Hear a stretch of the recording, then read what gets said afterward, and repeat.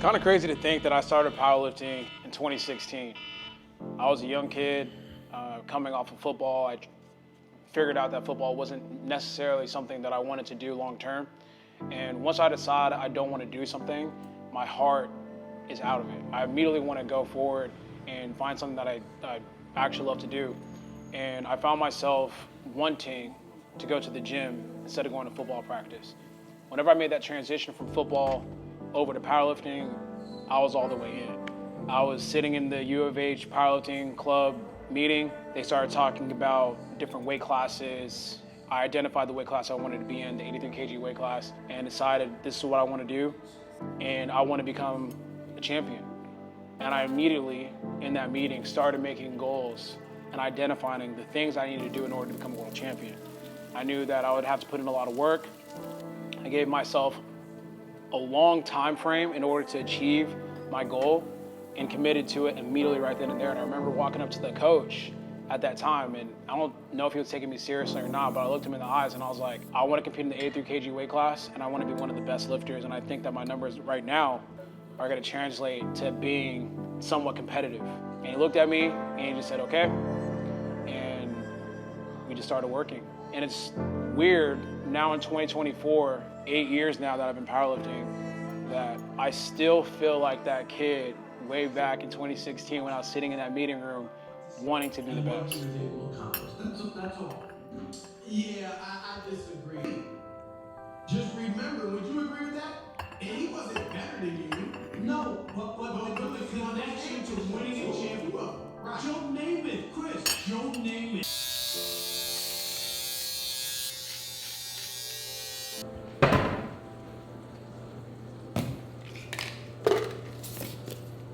Probably gonna do a scoop and a quarter.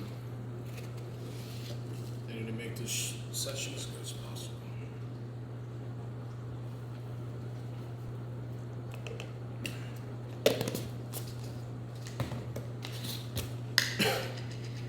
The session is really important. Being 2 weeks out, not even 2 weeks out. I fly out on Friday next week. It made me realize I have one real last heavy day, and that's today. My full morning is like dedicated to making sure that I'm giving my body as much rest as possible before I get step inside the gym. So like I'm trying to get off my feet as much as possible. I'm like evaluating, like, okay, like feel your body. Do you feel heavy? Do you feel light? Do you feel strong? Like when you're gripping stuff, like how do you feel? Because it's a constant like evaluation. So all right, like my body feels good. I can almost predict how I'm gonna feel inside the gym. And to be honest with you guys, I feel pretty strong. I can like feel it. So we'll see how the session comes out, but I put a lot of pressure on sessions like these. These are the sessions that help build confidence when I'm actually on the platform. I just got the new Travis Scotts, the lows, the Canaries. I got them last night before I went to bed. I wanted to wear them somehow for today's workout, to the gym at the very least, but it just doesn't go with the fit. I got black and red on today. Just have to shelve these for another session. Let me see. Joey texted me last night. I was asleep, but he said, for tomorrow, remember you're allowed to put a little sauce, just no grinders. He wants it really smooth. So he's talking about today's deadlift single. You know, I'm supposed to go pretty heavy. It's supposed to be my last like real heavy training session. So he usually sets parameters with the weights that he wants me to hit. The number isn't set in stone because it all depends on how I feel when I get there. And then my head coach for Team USA, Matt Gary, sent me a voice message. He said it's probably best if I listen to it before today's training session, so here it goes. let's listen to it and see what he was saying. Turn that up. Yo, Russ, what's going on, brother? I had a quick question for you. Do you know what today is? Any idea whatsoever? Well, let me tell you. Today's 15 days out from you becoming a 3-time IPF world champion. That's right, not once, not twice, but 3 times as an 83-kilo lifter. It's an opportunity for you to show up, show out, show and prove to the entire world that you're the best raw 83-kilo power lifter ever.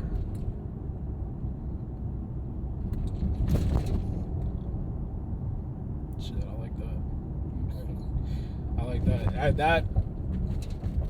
That just sent like a chill down my spine.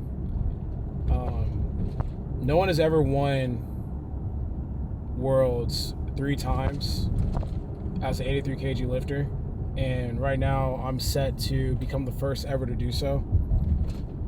And it's a big honor and a big privilege to be able to, number one, compete at this level for long enough to allow me to be in this position, and then number 2, it's just like, this shit's kind of history. Like, when you look at sports, you look at like Tom Brady reaching unprecedented, waters in his career, being able to capture 7 Super Bowls as a quarterback. You think about, Michael Jordan with 6 titles as a basketball player. You think about Messi, you think about the accomplishments that he's been able to do in his career. And to know that I'm in the precipice and I'm at the very brink of achieving something that no one has achieved in my particular field, in my weight class, it's surreal and it's bone-chilling. And I'm thankful I'm in the position to put myself up there with some of the other powerlifting greats. And yeah, I don't take that shit for granted. I'm still that kid that was sitting in my room at U of H, not at U of H, but when I was going to U of H,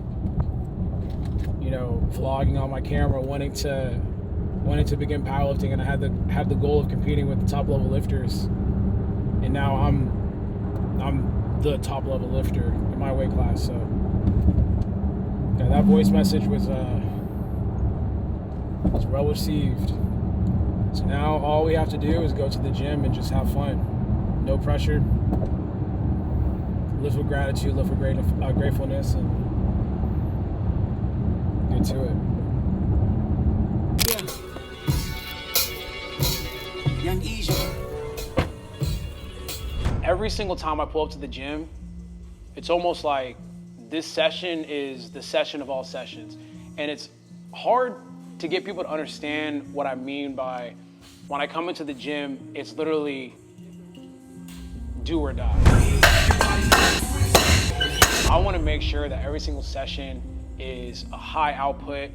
I almost want to prove to the world that I'm the best lifter every single time that I go to the gym. That's why the people around me kind of understand the second that I walk in, I'm not there to talk. I'm not there to conversate or, figure out like, hey, how was your day yesterday or how are you doing today? It's like, nah, we're getting to work. So when I pull up, I'm putting a lot of pressure on myself to perform. It feels like I'm on the platform every single time I'm at the gym. It feels like I need to show people why I'm considered one of the best lifters in the world. And it comes with a lot of stress. It comes with a lot of expectations, things that I built up for myself. But at the same time too, whenever you train like that, you kind of put yourself in an isolated area. I don't have a lot of friends when it comes to the gym. The gym is a very focused endeavor for me. So whenever I'm training, there's one thing that I'm worried about, and that's performing at my absolute best. Go! Let's go! Your world! Let's go, Russ! Boom! Let's go! Oh yeah! Woo! Good, good. Stories from down the line, I'm to the head of the curve every time.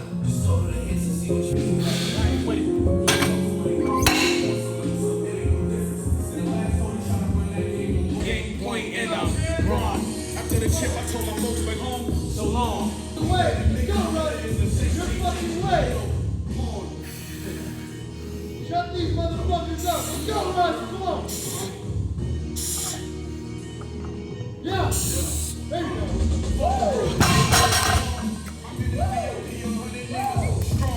Now, being in the powerlifting game for as long as I have has created a lot of different storylines for a lot of different people, because when you reach a certain level of competition, everyone starts to take shots at you. If Russell went 93, I would consider going 93 for sure at that Oh, point. he goes 93, Russ goes 93, and you say, hey guys, guess what? I'm going 93. I would do it. Amazing. I mean, that'd be I would probably amazing. do it. Russ has been on this reign of dominance that he has. He's winning by a sizable margin. Who's going to be the one to outseed him? Can you catch up to him before Perk does? I'll say, yeah, I'll bet on myself. I'll say I'm the one to do it. How do you feel now that Russ is coming back? People come up to you at the gym and they're like, oh yeah, Russ is coming back. And I don't know, they expect you to be like, oh yeah, I'm so scared. I'm not going to compete. I'm going to quit powerlifting now that Russ is back. So I was able to grasp my first world championship in 2019. But at that time, I had already become a Raw national champion, so a US champion since 2017. So 2017 was my first like real win to where everyone's like, who is this kid? Like, who is Russel Orhii? And from there, I started getting pitted up against people like Brett Gibbs, John Hack, and other lifters that have been prominent in the 83 kg weight class. And what's interesting, over the years, I feel like a lot of people have pitted themselves against me. You have lifters, and it's an every year thing. Every year it's a different lifter. They almost prop someone up to take what I've built, and it's almost like a challenge every single year. I've seen a lot of different lifters come and go, and there's always been one constant, and it's been me being able to remain in this spot and push myself as long as I have. But 2017, it was one person. 2018 was another person. 2019 was another person. 2020, same thing. 2021, another person. So I almost look year to year to see, yo, who's going to come up out of the woodwork and say they can take what I built. The amount of pressure that I put myself when I go inside the gym is really high. I almost feel like I want people to understand that I am the best lifter in the 83 kg weight class. So when I arrive to work out, there's only one thing on my mind, and that's performing at the highest level that I can possibly perform at. And when I don't achieve what I believe to be a high performance, I tend to get irritated. This past Saturday, me and my coach had a real high expectation of how we wanted the session to go.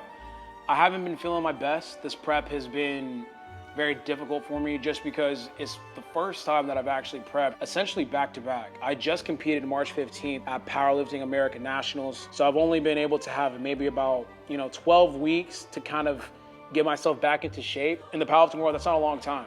You want a long off season to actually make progress. I'm just now kind of getting recovered from doing a meet, and then when I'm kind of recovered, I'm now prepping myself back and ramping back up to compete once again. So feeling good has been something that hasn't been as consistent. And, with us being this deep into prep, Joey wanted to see something from me. And he's like, hey, this session, we want to see a little bit more sauce on your squat, a little bit more sauce on your deadlift. And I kind of bought into that. So I'm telling everybody, hey, let's have a good Saturday session. I really want to get after it. I'm calling up Duhan. It's like, hey, this session is going to be special, so let's pull up and let's get to work. And I really, really tried to get it going, but I noticed very early on that it wasn't going to be my type of day. And once I noticed that, and especially with the amount of pressure and the amount of expectations we had for that particular session, I was looking at it like, nah, this is basically a meet day. You want to perform, because these are the sessions that are going to allow you to build that confidence to step on the platform and be the lifter that you are to be. So when I'm underperforming, these sessions become very, very ugly, very fast.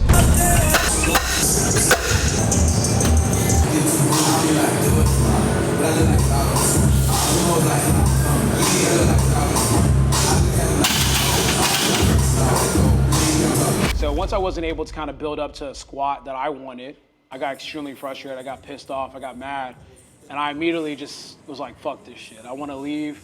I was not feeling it. I sped through my bench, I sped through my deadlift, and I got the fuck out of there because I was like, this isn't good. This isn't what I want represented on a day that is as pivotal as this day. So on sessions like that, I allow myself to feel my feels. I think it's important to get all of that bad energy out in the gym itself, because I didn't want to take that home to me and then let that bleed into my other sessions. In sports and athletics, you want to have a short-term memory. Whenever you have those bad performances, those mistakes, you want to erase that from your mind as much as possible because you want that to bleed into your other sessions or your other performances. So I looked at it, I was like, damn, this is a fucked up session. Be frustrated, throw your belt, throw your knee sleeves, like throw your wrist wraps, do whatever you have to do, but don't allow that to bleed into your next session. And it's funny because I continue to have somewhat off sessions going forward, but Tuesday we had a huge breakthrough. My boy Jay hit me up. And he didn't say anything, to be honest with you. He just sent me a text, a picture of Jack Nicholson, and it was like him hiding behind something, and he's like, I'm back. You already know what it is. I was actually able to move a decent amount of weight. I squatted 749, which gave me a lot of good confidence. It kind of brought my swag back, brought my sauce back a little bit. I started feeling myself a little bit more. But, man, when those bad sessions hit, I'm telling you, like the way that it affects your mood is big. Because sometimes a lot of lifters allow that to bleed that into performances and meets, and when you get to this level, you can't have those moments of weakness because that's when the sharks start coming out and they start realizing, oh, like there's a little dent in the armor, like we could really attack them at this point. So to be able to build that confidence on Tuesday and then have a meeting with Joey and everyone and kind of understand like, okay, like, you know, you're prepping back to back. You're not gonna feel your greatest until probably you step on the platform, or we're just gonna have to like, you know, drag ourselves through this meet, and then we'll have a long off season to recover and build. Understanding that is important because you don't want to create the snowball effect where you're just constantly negative, and then you find that you just cannot get your hands onto a good session going forward. So today is Thursday, and with us being about 2 weeks out, it's our last heavy training session of prep for the most part. It's an RPE 8, and with the RPE 8, that means, you're damn near maxing out at that point. And with fatigue somewhat high, you want to leave prep with a decent single because that's almost like the lasting memory you have before you step on the platform. And, you know, obviously it's not gonna go perfect every single time, but with the way that I like to approach prep is I've hit this weight a million different times in prep, a lot of different times in training, and it helps me build that confidence to where when I finally step on the platform, it's nothing. So with my last training day, I would like to leave the session hitting above 700 pounds so I know when I step on the platform, I'm literally looking at the weight. It's like, you've done this before. There's no need to get nervous for this. Just do what you've done a million times in training and smash that shit. So like with today's session, I tend to put a lot of emphasis on it and a lot of pressure on it because I look at it as like my last time in the gym before I step on the platform, and the amount of pressure that's there feels like I'm on the platform doing it real life with everything being recorded. So I told myself, hey, if you could lift anything above like 722, maybe 749, 771 on a really, really good day, that's cool. And that's gonna allow us to build that confidence stepping onto the platform. So when you see me on the platform smiling and talking my shit, that's because I've spent countless sessions applying that pressure over and over and over again to where now I live in pressure, and pressure doesn't even affect me. And I don't even feel it. When I'm on the platform, I'm showing you the amount of times that I put myself through hell. Now I'm at this point where it's just like, yo, show people what you've been working on. This is almost like a celebration of all the times that I've put everything on my back inside the gym to make sure that that platform performance is everything that it's supposed to be. Overall, today's session was a win. You know, I'm very satisfied with the way that I was able to close prep. It started off horrendous. This has been probably the worst prep that I've had building into a meet ever. But with Tuesday's session, coupled with today's session, I'm pretty confident that I'm gonna be able to step on the platform and do what I have to do. I'm gonna probably release a couple more videos leading into the meet, but honestly, prep is damn near done. With this last session wrapping up, I'm solid. Next week's gonna be about building into the meet, touching up on some singles here and there, peaking, doing a water cut, getting my weight down and all that. But yeah, that's pretty much it for episode number 2 of Conquering Worlds. I want to thank you guys for watching this video. If you guys enjoyed this video, please like, comment, share, and subscribe. Get better today.